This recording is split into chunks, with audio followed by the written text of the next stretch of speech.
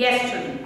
So today we start with the second chapter. First chapter we talked about what is management, and if you remember, I said management is not a pure science, right? But I said when I talked about management is both a science as well as an art, I told you that from science management picks up the principles. Like science has principles, management also has principles. So we start with the second chapter, principles of management. Now children, I know there are two scholars and thinkers who actually gave principles.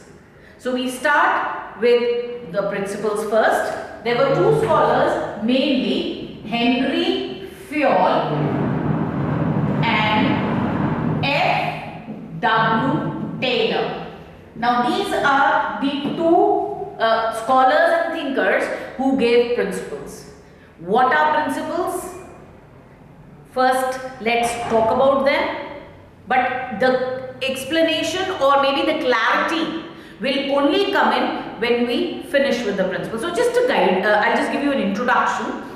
Principles basically are guidelines which help to put plans into action. We talked about those 5 functions: planning, organizing, staffing, directing, controlling.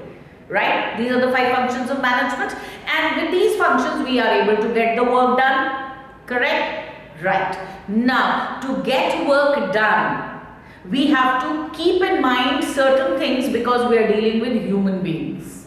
Right?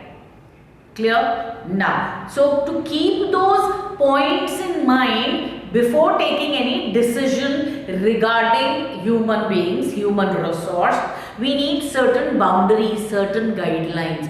Those guidelines are called principles. Let's move straight away to the principles, and the explanation, the understanding of what principles are, what are the features, what is the importance, we'll do later. Okay. Let's start with, in your NCERT, move on, and we start with principles of F.W. Taylor. Right? Let's start with this.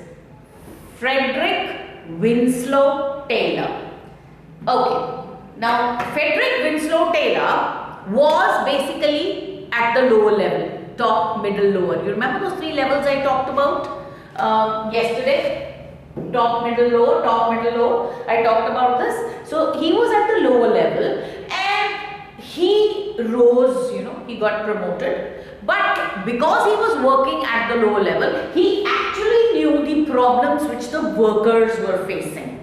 Right? So keeping those workers' problems in mind, he used to take decisions. Now those decisions became principles.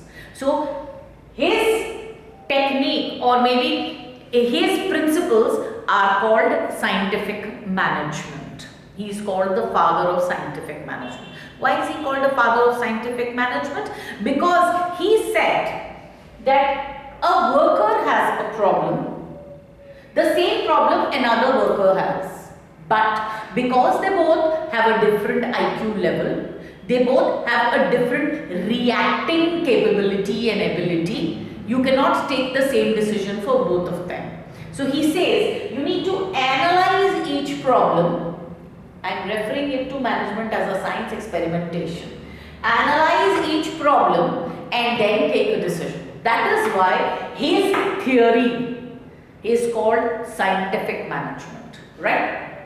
Clear? Now this Henry Fayol is called general management. We'll do it later. Let's talk about F.W. Taylor. He talks about scientific management. Right? Now let's move to the next page, and we have the principles of management. Now if in your NCERT, if you're moving ahead, the first principle, it says science not rule of thumb.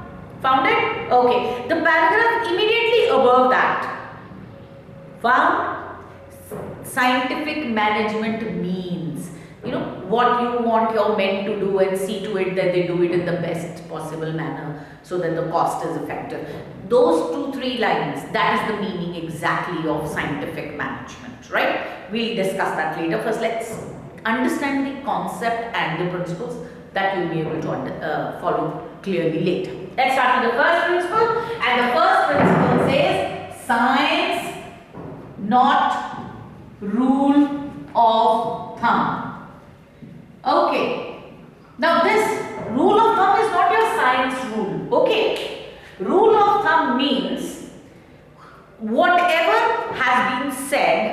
should be followed. If I am saying that you have to go out of your classroom by using the left door, you cannot use the right door. This is what I am saying. Right? Okay, let's start with this example only. This is the best example. You want to leave the classroom and your classroom has two doors. One at the starting and one at the end. Clear till here? Now, if you want to move out and you're sitting at the front bench, first bench you're sitting, and I will say that you all will use the back door to leave the classroom. You will have to come in front and then move at the back and then go out of the back door. You will take time. You will waste resources. You will become tired. Isn't it convenient that you get up and you quickly walk out from the front door? Now when you're going back to the back of the classroom and then leaving from the back door, you're wasting your time as well as you're disturbing the other people who are studying. Disturbing your other friends who are studying. This is what. If instead of rule of thumb, if I substitute it with science, that I analyze that you have to move out and you're sitting at the right first bench. If you move out from the back door, you waste time, you waste resources, you disturb others. And if you move out from the front door, it will be faster and you will not waste anybody's time, and you will also come back immediately. You will not take time outside because you just have to go to the water tap, which is very close to the front door, right? So I analyzed it and I took a decision that children sitting in the front bench will leave from the front door, first door, and the children sitting at the back will leave from the back door. What have I done? I have substituted science instead of rule of thumb. Clear? Now let's talk about what the principle says. The principle says that rule of thumb means old rules, regulations, old decisions. So Taylor said, F.W. Taylor said that let's not base our decision making on old rules, regulations, old plans and policies or any old decision. Right? Let's analyze the problem and then take a decision. Clear? Okay. Now the second principle talks about harmony, not discord. Okay. Now, of course, you know the meaning of the word harmony. Harmony means peace. And discord means, a type of mental tiff between two people. Like a friend of yours. She's not a friend. Somebody sitting next to you. You don't like her at all because she's not hygienic. And she keeps interfering and poking her nose into the work which you are doing. You don't like it. But the class teacher said you have to sit with her. So there is a mental block, like you don't communicate well with her, you don't like her, she'll ask you a question, you will just, try to ignore or give just an answer where, like, it's not the person you're not happy with. Discord, that mental block, discord.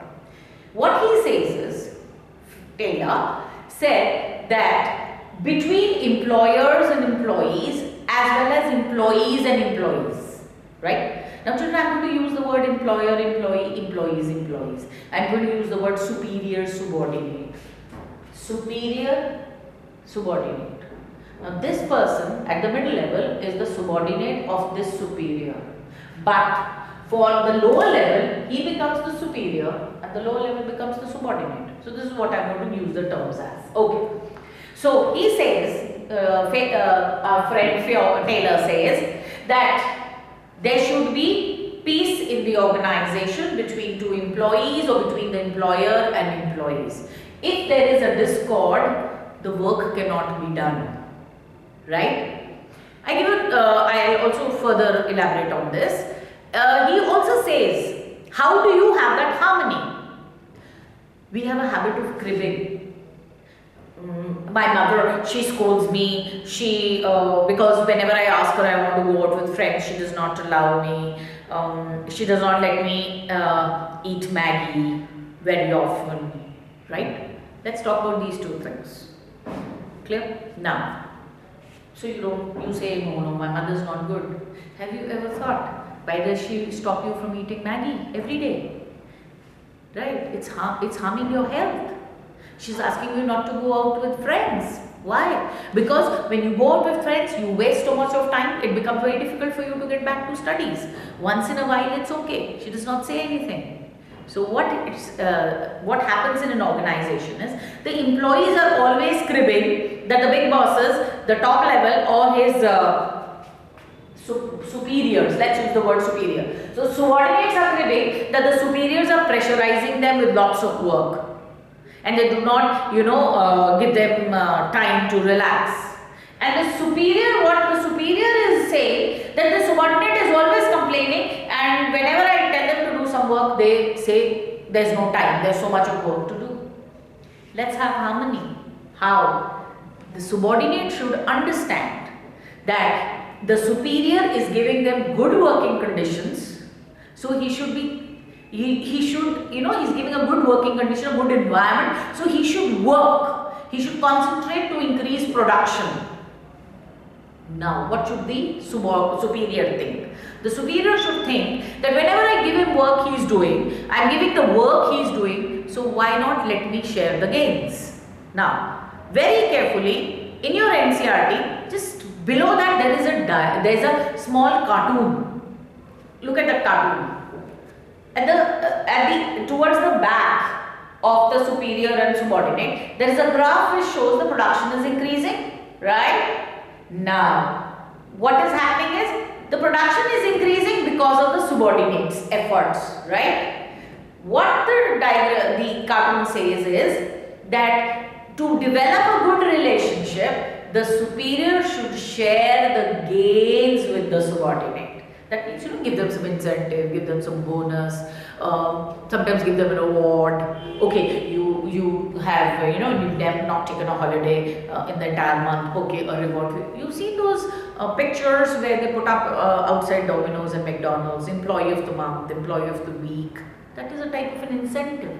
The person will be happy, right? So this is what it says. To maintain the harmony, they should share the gains. Now this share the gains is important because that is a key phrase to explain this point. Another key phrase. Second column, same above the cartoon, the second column, the second paragraph, you will find the word written, mental revolution. Found it? Mental revolution. What is mental revolution? Mental revolution means a complete change in the thinking process of the employer as well as employee. That is, they both should think positive about each other. Now, when you're thinking positive about each other, the peace in the organization will increase. So, this is what he's talking about. So, whenever you're explaining harmony, not discord, you will talk about share the gains and you will talk about mental revolution. Clear? Okay. The third principle, cooperation, not individualism. Cooperation, not individualism. Can you tell me what does this mean? Yes, absolutely correct. That everybody should work in cooperation. No manager alone can achieve the goals. Individualism. I cannot say that because of me, my effort, you are getting good marks. What about your effort?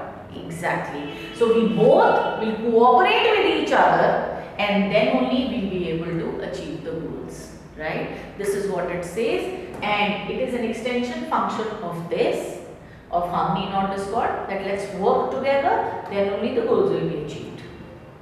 In the same explanation of cooperation not individualism, the last paragraph, under that principle, the paragraph says the management should not close its ears. The manager should not close its ears.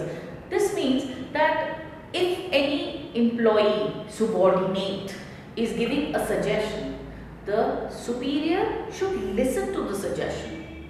Should not snub him there and then. No, you keep quiet.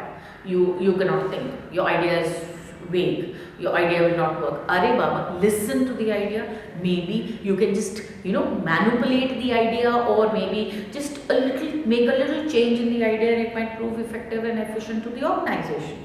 So basically he is talking about cooperation, not individualism, that no one person alone can achieve the goals. It's the combined effort. Clear? Okay. And then we come to the last principle, development of each and every person,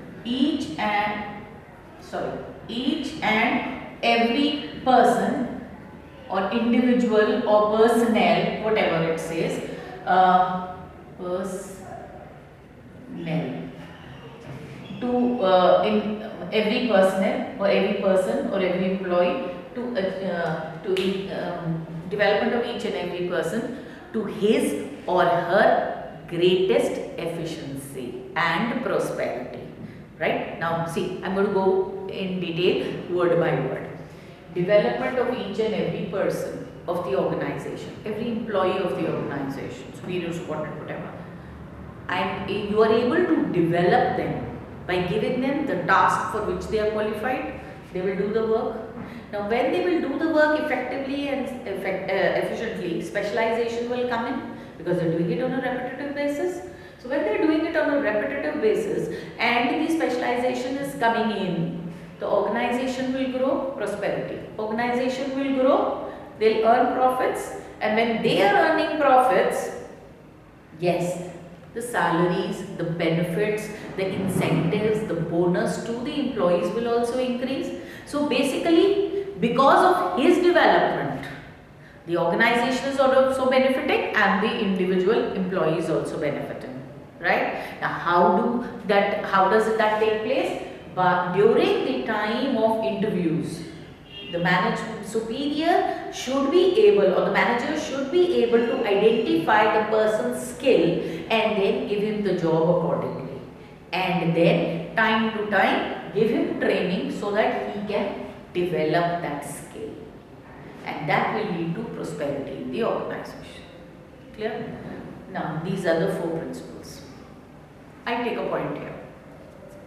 For every problem, you will do the analysis and then you will take a decision.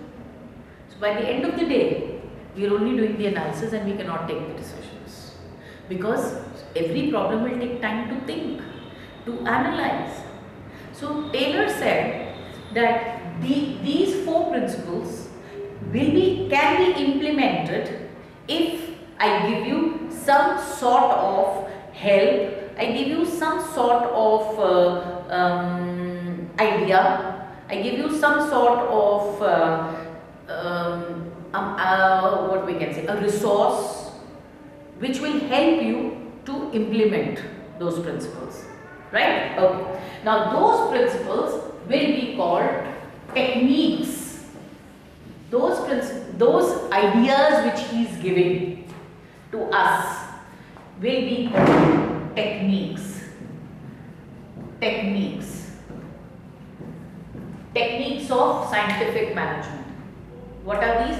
These are solutions to these types of problems which can come your way, and if you use these solutions, these types of problems, rule of thumb will not be there. You don't have to analyze every time. The solution is a ready-made solution, right? So what are those solutions? Let's start with the first solution, and the first solution is called functional foremanship.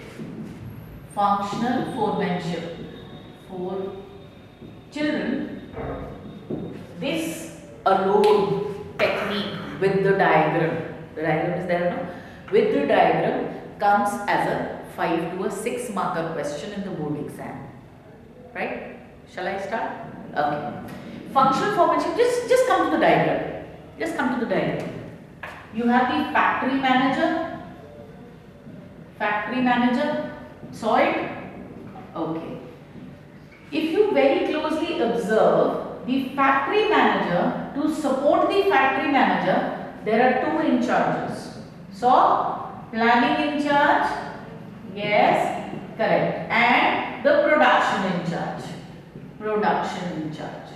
Right?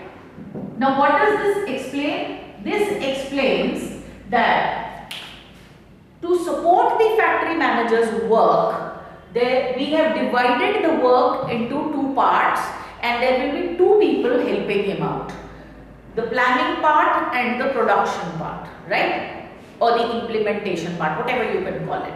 That is, whatever you plan, you implement. So this clearly says that there is a difference, or there are 2 people who are not doing the same type of work. What I mean to say is that you have a separate person doing the planning work and you have a separate person doing the production work, right? No one person is doing both the jobs. Now when he is going to only concentrate on planning, don't you think he'll be able to come out with good results? This is what this principle says.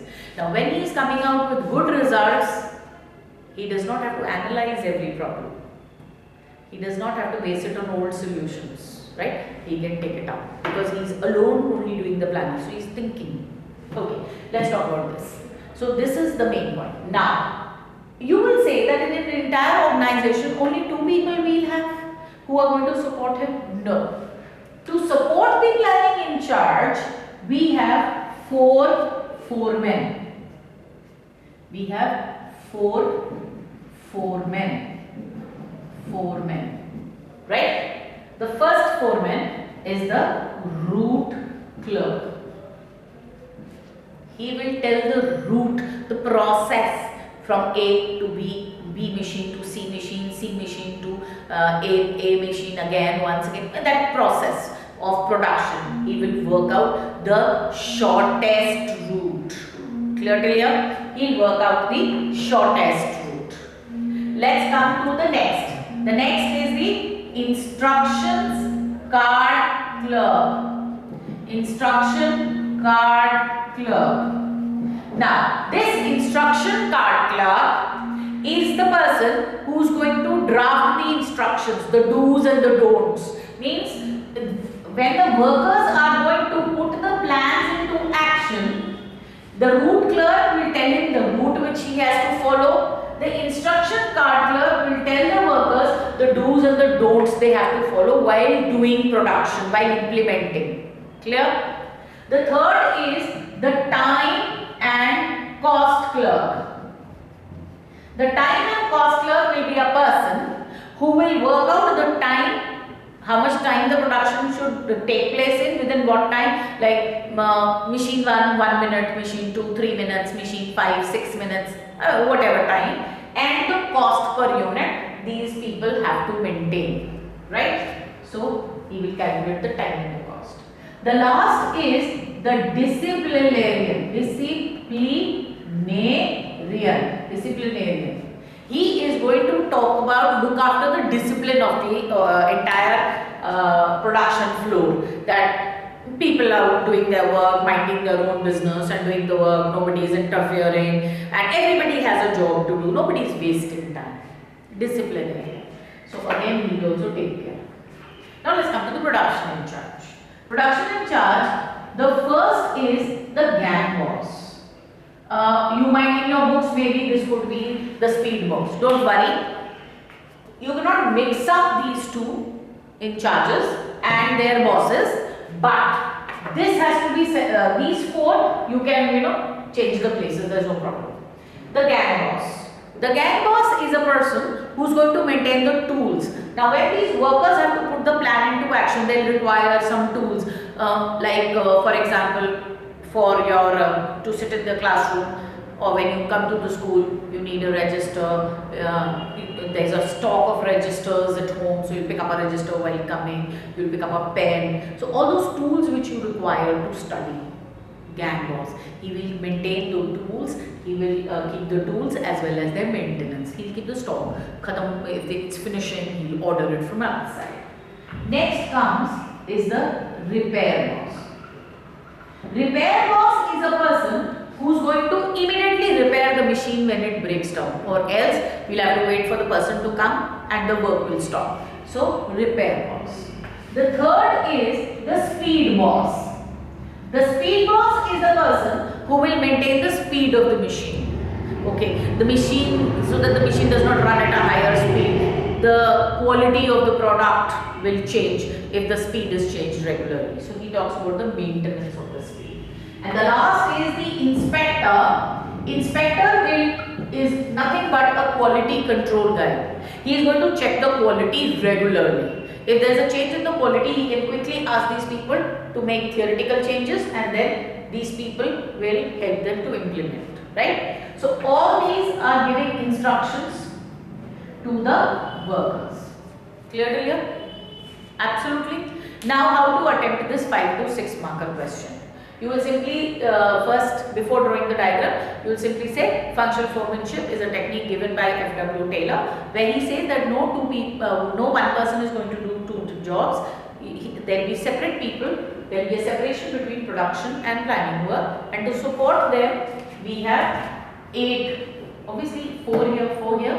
So 8 foremen to support them, and then you will draw this diagram, and then each this foreman's function you will explain in one line. Fine. In the board exam, a 1 marker question. What is the function performed by a disciplinarian? What is the function performed by a gang boss? What function does an inspector perform? For 1 mark, right? So you can get this also. So this is the first technique, functional foremanship diagram, important. Now let's move on to the second technique. And the second technique is standardization and simplification. Standardization and simplification of work. Children, what do you mean by the word standardization? Exactly. Standardization means setting of standards.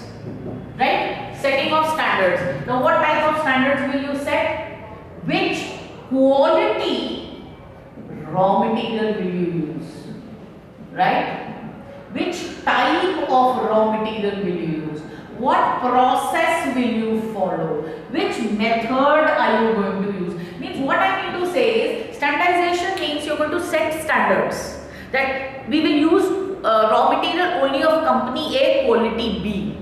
So you will always order from company A, quality B.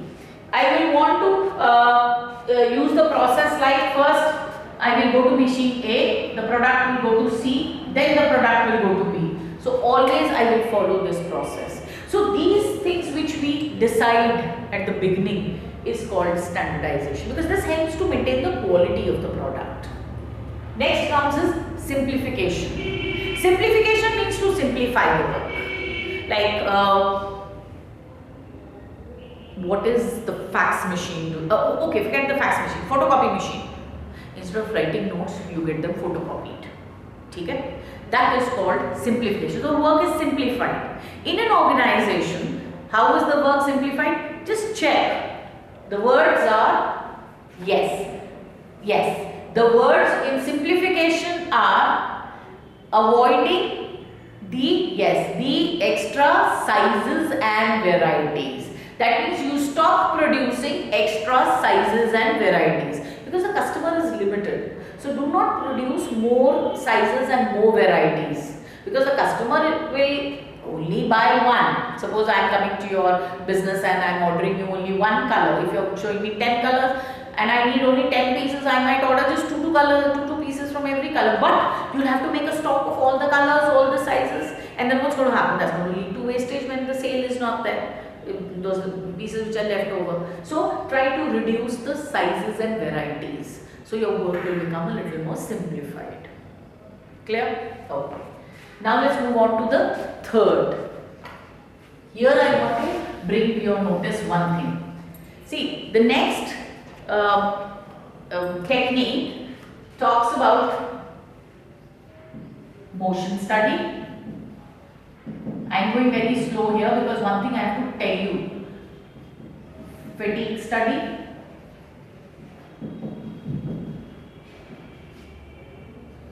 time study, and method study. Am I correct? These are the 4. CBSE, in one of the previous question papers and sample papers I saw, they have grouped all these 4 under one heading called work study. So if you get a question asking you to discuss work study, you have to talk about all the 4, right? And if it asks you an individual, then you explain individual. So in your NCRTs, please make a note that after standardization, for all the next 4 studies, in your NCRT it might be in a different order, don't bother, but the heading should be work study. Clear? Let's start with motion study. Motion study, while doing a job, you have to bend. See, I'm teaching you, I cannot stand here. I'm moving to the right, I'm moving to the left, I'm writing, I'm rubbing. I mean, I'm doing lots of activities and lots of motion is coming into my body. But is this motion irrelevant? No, it is required to teach, right? But if suppose my pen, the ink finishes. After every 2 minutes I go there, fill the ink, come back. 2 minutes I go, I fill the ink, come back. This is wastage. If I can put the ink here, I can quickly fill it and keep writing. Quickly fill it and keep writing. This is what happens in an organization. When the worker is working, he does not want to move from one place to the other to look for his things. If his tools and everything is available on his work table or in his workstation, he can quickly pick up and do the job. What will happen? He will not get tired.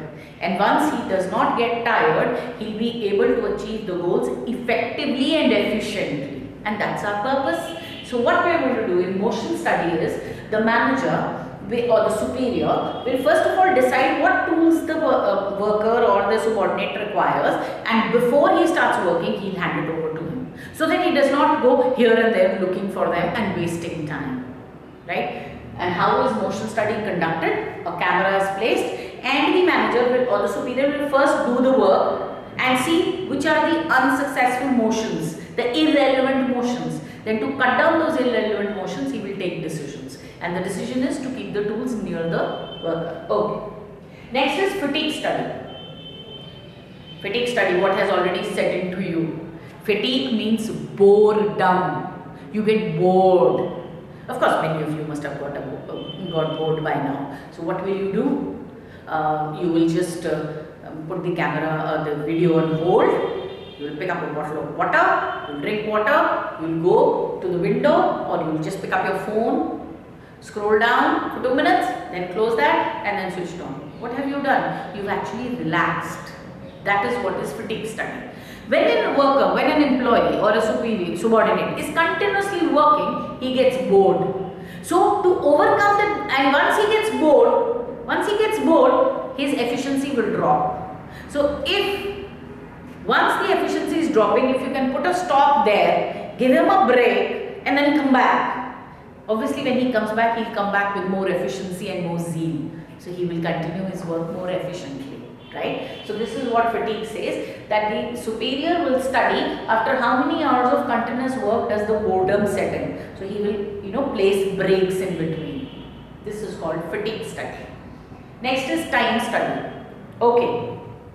If I tell you that this topic which you are doing, you should finish it in half an hour only. You will finish it in half an hour. But if I don't tell you anything, I say just this is the topic and you have to do it, you will sit the entire day with the books in your hand. This is what is called time study. If the time is told to the person that yes, the subordinate, that you have to finish this work in this much time, he will do it. But before telling him this, the superior will have to check by placing a stopwatch on his table, by doing the work and getting an idea with the stopwatch that how much time will that work take, and then accordingly he will give it to the worker that in this much time you have to finish the work. The last is method study. Your maths teacher gives you a question to do. Your maths teacher gives you a question to do and you start doing the question. You do the question, you cannot solve it, cut it, next. You're wasting pages, you're wasting ink, you're wasting time. And if the teacher gives you a small hint or tells you the formula, definitely the question will become easy. This is what it says, method study. The method, the process which they have to adopt will be told to them in advance. And when it is told to them, they exactly know how the work has to be done, they will not waste time. Clear? So this is work study. Now, this was the 6th one. The 7th one is differential piece wage system. Differential piece wage system, please. Let's go one by one. What is piece wage system? Piece wage means pieces. I am producing goods at let's say 10 rupees each. So I will produce it at 10 rupees and I will sell it at 10 rupees. What I mean to say is that the wages which I am paying to you, I am paying it at the rate of 10 rupees per piece. So the more you produce, the more money. Suppose you have produced 10 pieces. So I am paying you at the rate of 10 rupees each. So you made 100 rupees. This is what is called a piece wage. And differential means different. Now here I want to talk about it. What this says is that pay different wages to different workers. How? I am erasing this. How does this take place? It says that if suppose, and I start with an example. The standard production, let's say, is 10 pieces, right? The standard wage I have decided is 10 rupees. But I said 10 pieces. So anybody producing above 10 will be paid, let's say, 100 rupees. And anybody, or let's make it above 10 pieces will be paid 10 rupees. And below 10 pieces will be paid 5 rupees. Worker A produces 11 pieces and worker B produces 9 pieces. So let's calculate the wage. 11 into 10, 110, and 9 into 5, 45, right? And the difference is only 2 pieces. In 2 pieces, see how much he is losing, right? Now, what is going to happen? This person, because he is getting more money, will try to produce more, right? He will try to increase the production. This person will also look at him and say, it's only a matter of 2 pieces difference and I am paid less, let me also improve and produce more. So what is happening is, when they are producing more, the production will increase, the organization will grow, they will earn more money. The organization will benefit also. What am I doing? I am paying different wages to different people. I am actually trying to say that I am differentiating between an efficient worker and an inefficient worker, so that they both get motivated and produce more. So what is differential piece wage system? Differential piece wage system is to pay different wages to different workers, to differentiate between an efficient and an inefficient worker, and they both will work hard and will help the organization to grow and produce more. This is a very good motivating technique. Clear? Absolutely. So this, now I want to share you one board question. There was a board question. Listen to the question very carefully. It was a 5-marker question. The question said, draw an imaginary plan of a differential piece wage system. What will you do? Standard production, standard wage, talk about efficient, inefficient wages, talk about 2 workers, and then explain that this is what is happening, that he is producing 11, he gets more, he gets less, difference is only 2 pieces. This is going to act as the strongest motivator. So they both will try to concentrate to earn higher by producing more. The organization will benefit and everybody will benefit. Clear till here? Absolutely? Okay. So with this, we come to the end of scientific management. Next I will take up is principles of fuel and the features and importance. Thank you.